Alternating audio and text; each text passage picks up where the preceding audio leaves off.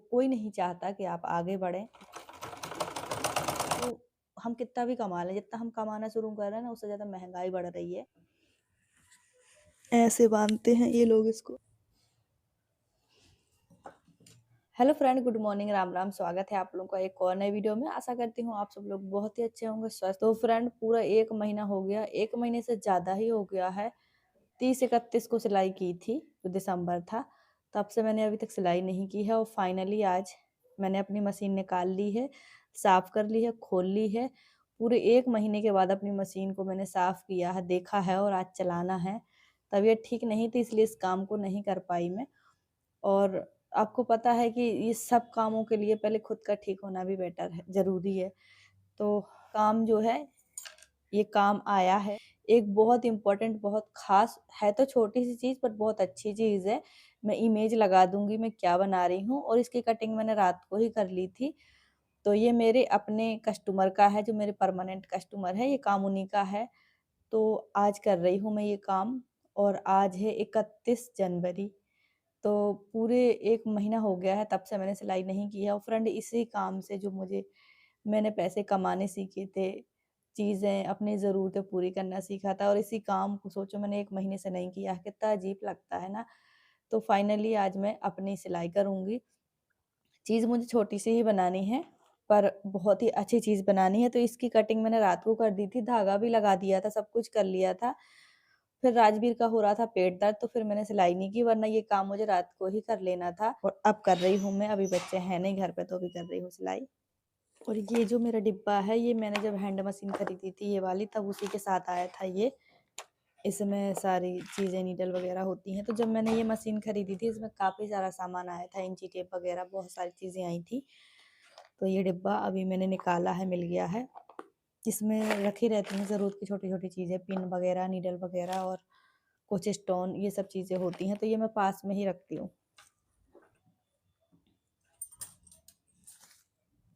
ये अभी आपको समझ नहीं आएगा, जब बन जाएगा तब मैं आपको दिखाऊँगी ये क्या चीज़ है। और मैं पहली बार ही इसे बना रही हूँ, तो मैंने यूट्यूब पे देख के इसकी कटिंग की थी, और अब स्टिचिंग कर लूँगी। तो मशीन बहुत ज़्यादा खड़खड़ा रही है, पता नहीं क्या हुआ।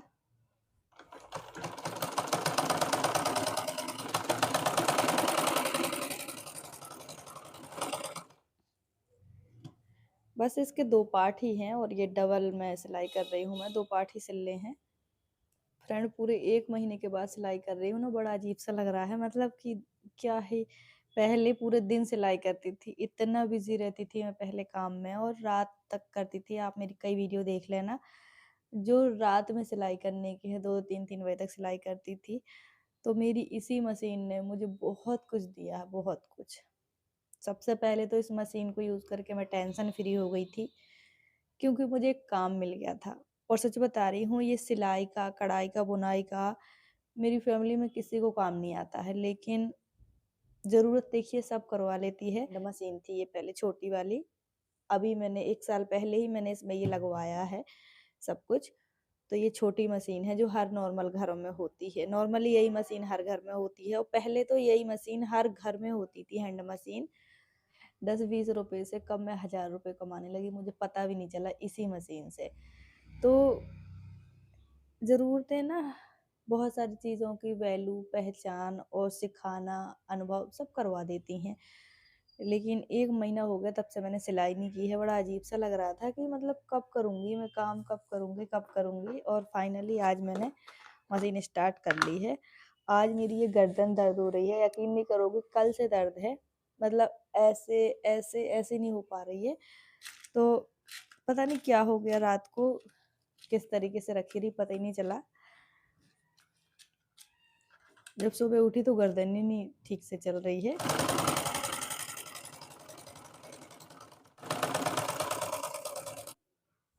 अभी इसका एक पार्ट और है, ये है देखो। ये कोई भी समझ नहीं आएगा आपको कि ये बन क्या रहा है। फ्रेंड, आप लोग मुझे कहाँ से देखते हैं, गाँव से कि शहर से, कमेंट करके ज़रूर बताइएगा। और कितनी लेडीज़ हैं जो मेरे जैसे घर में सिलाई करती हैं और अर्निंग कर लेती हैं। देखिए, मशीन चाहे छोटी हो चाहे बड़ी हो, वो मैटर नहीं करता है। मैटर करता है कि आप अपने काम को कितने अच्छे से, कितनी फिनिशिंग से करते हैं। और मेन काम चलने पर भी होता है कि आपका एरिया कैसा है और आपका काम कैसा चलता है। लेकिन जब भी हम कोई भी काम शुरू करें नया-नया, तो वो काम इतनी जल्दी नहीं चलता है। ख़ास करके जब हम कोई काम घर में रह के करते हैं ना, तो वो इतनी जल्दी नहीं चलता है। तो बहुत सारी लेडीज़ों के मेरे पास ये कमेंट होते हैं कि दीदी हमारे पास ग्राहक नहीं आते हैं, और आ भी जाते हैं तो वो काम तो करवा लेते हैं। कई बार महीनों-महीनों उनके बने-बनाए कपड़े पड़े रहते हैं, वो लेने नहीं आते हैं। लेने आते हैं तो बहाने करते हैं, पैसे नहीं देते हैं। तो देखिए ये जो है ना, ये जब हम कोई भी काम शुरू करते हैं ना, तो शुरू में यही लफड़े होते हैं। यही सब चीज़ें हमें फेस करनी पड़ती हैं, और अगर आपने पेशेंस रख के ये चीज़ें फेस कर लीं और कुछ आपने 6 महीने, साल अपने काम को दे दिया, तो फिर यकीन मानो वो जो लोग परेशान करते हैं ना, फिर वो लोग दोबारा नहीं आते, फिर नए लोग आते हैं, वो काम आपका अच्छा चलता है। लेकिन अगर हम शुरू में ही परेशान हो जाएँ, पेशेंस ना रखें कि उसने पैसे नहीं दिए, कस्टमर नहीं आ रहे, वगैरह-वगैरह, ये सब होता है शुरू में जब हम कोई काम करते हैं। देखिए, जब मैंने ये काम शुरू किया था तो मेरी कंडीशन बहुत बुरी थी। मैंने ये काम किया ही था पैसों के लिए, क्योंकि आजकल जो महँगाई है, वो हम कितना भी कमा लें, जितना हम कमाना शुरू कर रहे हैं ना, उससे ज़्यादा महँगाई बढ़ रही है।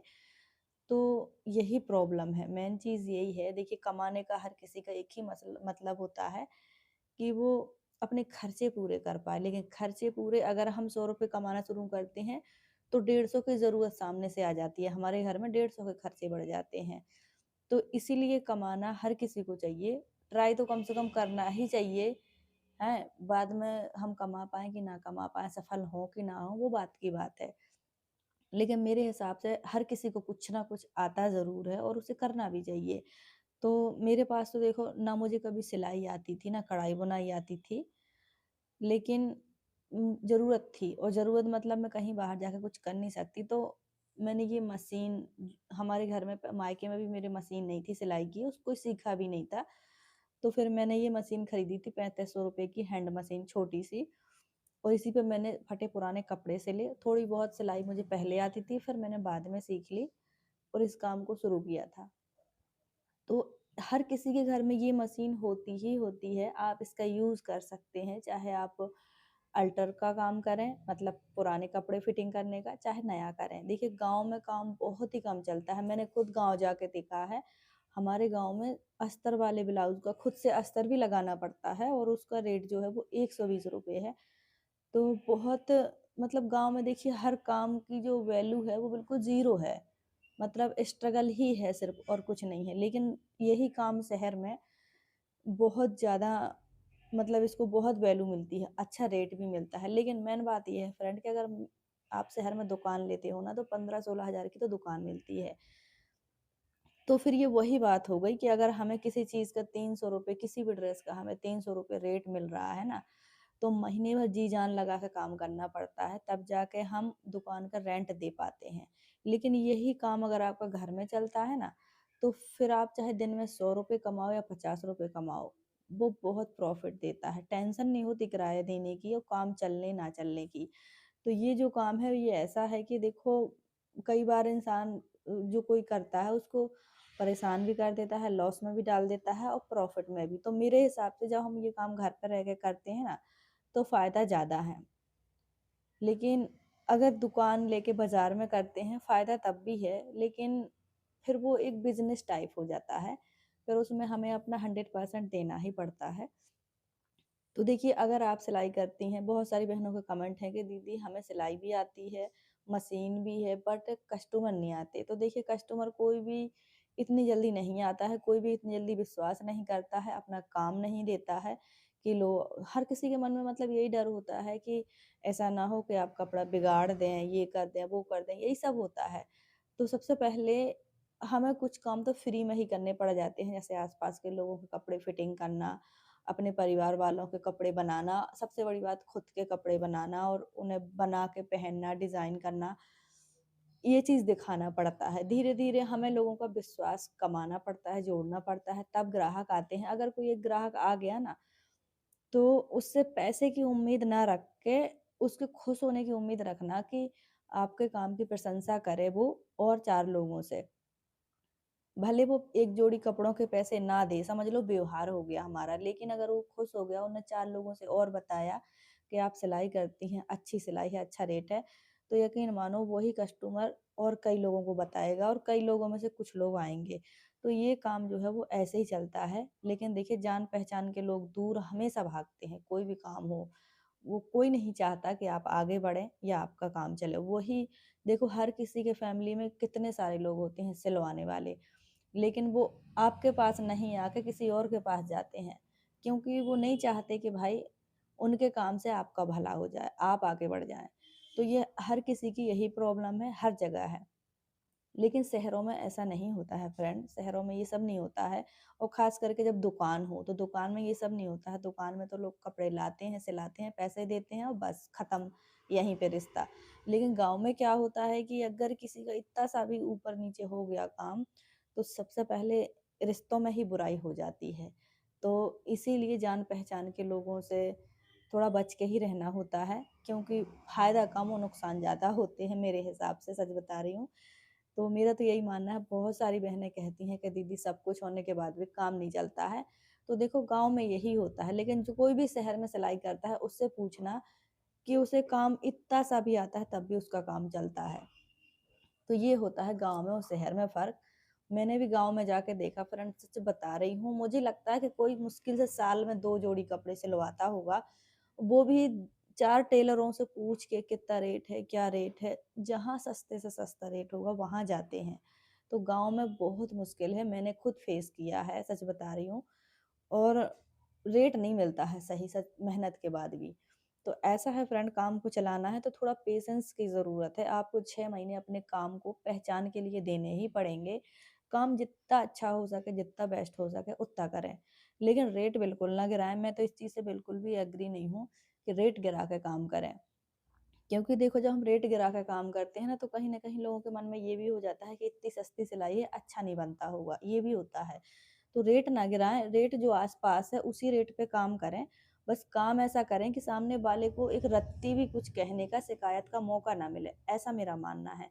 मेरे जितने भी कस्टमर हैं, जब मेरी हैंड मशीन थी, तो जो भी बड़े-बड़े लोग आते थे, आस-पास के लेडीज़ लोग, अमीर लोग, तो वो 3-3 4-4 जोड़ी कपड़े, बाहर का बोर्ड टाँग रखा मैंने शुरू से ही अपना काफ़ी समय से। तो वो बोर्ड देख के आते थे कि अंदर अच्छा टेलर होगा। लेकिन जब वो मेरे पास आते थे, तो मेरी ये हैंड मशीन देख के मतलब उनके मन में एक सवाल सा पैदा हो जाता था कि आप कब से सिलाई कर रहे हैं, आप कैसे कपड़े बनाते, वगैरह-वगैरह होता था। तो देखिए, कई बार मेरा खुद भी कॉन्फिडेंस लो हो जाता था कि ये सही बात है, बोर्ड तो लगा है बट हैंड मशीन है, मैं क्या प्रूफ़ दूँ? तो मैं बोल देती थी कि आप एक बार बनवा के देख लो 1 जोड़ी कपड़े, अगर आपको फिटिंग अच्छी ना लगे, तो आप बताना। मेरी मशीन कैसी भी है वो मैटर नहीं करता, बस मेरे कपड़ों में कभी कंधे गिरना, फिटिंग खराब होना, ये सब कभी नहीं होता है। तो ऐसे विश्वास जीता है मैंने, जब किसी के 1 जोड़ी कपड़े अच्छे बने तब वही कस्टमर 4-4 5-5 जोड़ी कपड़े लाया और 4 ग्राहकों को भी लाया। तो जब मैं इस हैंड मशीन से मैनेज नहीं कर पा रही थी, यकीन मानो इसी हैंड मशीन में मेरा इतना काम चला कि मैं रात के 2-2 3-3 बजे तक सोती नहीं थी, सिलाई करती थी। लेकिन मुझे एक बहुत खुशी थी, एक्साइटमेंट था और नए ग्राहक मुझे बनाने थे, इसलिए मैं उस काम को करती थी। फिर जब मेरा काम मैनेज नहीं हो रहा था हैंड मशीन से, तब मैंने उसमें ये पायदान लगवाए हैं और अपने काम को आगे बढ़ाया है। तो काम को सबसे पहले काम को आगे बढ़ाना ज़रूरी है। रेट वही लें जो आस-पास मिलता है, रेट बिल्कुल ना गिराएँ, क्योंकि आप क्योंकि देखिए, जिसे खुश नहीं होना है, उसे कोई खुश नहीं कर सकता, उसे कमियाँ निकालने की आदत होती है। आस-पास के लोग कमियाँ निकालते ही निकालते हैं, क्योंकि वो हमें जानते-पहचानते हैं इसीलिए। तो चाहे पास में ₹100 मिल रहे हों, अगर आप ₹50 में भी सिलेंगे, तब भी उन्हें कमी निकालनी है। तो इससे अच्छा आप पैसे पूरे लें, जैसे सब जगह मिलते हैं। बस काम अच्छा करके दें। तो देखिए, यही मेरा अनुभव था, इसलिए मैंने आपको बताया है। तो मशीन छोटी हो या बड़ी हो, वो मैटर नहीं करता, मैटर करता है आपका काम। और एरिया के हिसाब से थोड़ा पेशेंस रखना पड़ता है। अलग-अलग जगह के अलग-अलग स्वभाव के लोग होते हैं, पहनावा डिज़ाइन अलग होता है। ये सब चीज़ें हमें ध्यान में रख के काम करना पड़ता है। मैंने भी काम अपना ऐसे ही शुरू किया और देखो, मैं तो किराए से रहती हूँ, मेरा इतना ही एरिया है, मैं यहीं बैठती हूँ, यहीं सिलती हूँ और यहीं परदेश में मैंने अपनी पहचान बनाई है। तो धीरे-धीरे काम चलता है, लेकिन ये है कि कुछ ना करने से बेटर है कि मैं थोड़ी बहुत ही सही इससे कर लेती हूँ और मुझे अच्छा लगता है कि मैं अपनी ज़रूरतें पूरी कर लेती हूँ, टाइम पास हो जाता है और कुछ ना कुछ अर्निंग भी हो जाती है। तो आप भी कर सकते हैं, अगर मशीन है तो ज़रूर ट्राई करना। और थोड़ी बहुत भी काम आता है तो अपनी मशीन को चलाते रहा करो, ताकि आपके काम में फिनिशिंग भी आए, स्पीड भी बढ़े और आप काम भी ना भूल पाओ। और लोग आपको काम करते देखेंगे तो ऑटोमेटिक आएँगे ही आएँगे, भले सिलवाने ना आए, पूछने आए, देखने आए, पर आएँगे ज़रूर और वो फिर वो धीरे-धीरे खिंच-खिंच के आएँगे आपके पास, मुझे यकीन है। तो आपके पास मशीन छोटी है कि बड़ी है, वो छोड़ दीजिए, आपको उस मशीन से काम करना है, वो ध्यान रखिए और काम ज़रूर कीजिए। ये थोड़ी-सी निराशा, थोड़ी-सी जो मन में दुःख हो जाता है, उसे छोड़ दीजिए, थोड़ा-सा पेशेंस रखिए, आपका काम भी ज़रूर चलेगा, क्योंकि मैंने अपना काम चलाया है, तो आपका भी चलेगा और मैंने भी ऐसे ही चलाया। ऐसे बाँधते हैं ये लोग इसको फ्रेंड, ऐसे देखो। अरे यार! इसमें लिपस्टिक लग गई फ्रेंड। है, ये पटका भी बोलते हैं लोग इसे और स्कार्फ भी बोलते हैं। तो मैंने ये पहले कभी भी नहीं बनाया है, अभी पहली बार ही बनाया है। ये जो जान-पहचान के लोग होते हैं ना, वो हर तरीके के काम करवाने लगते हैं फिर, और ये अच्छी बात है, सीखने को मिलता है।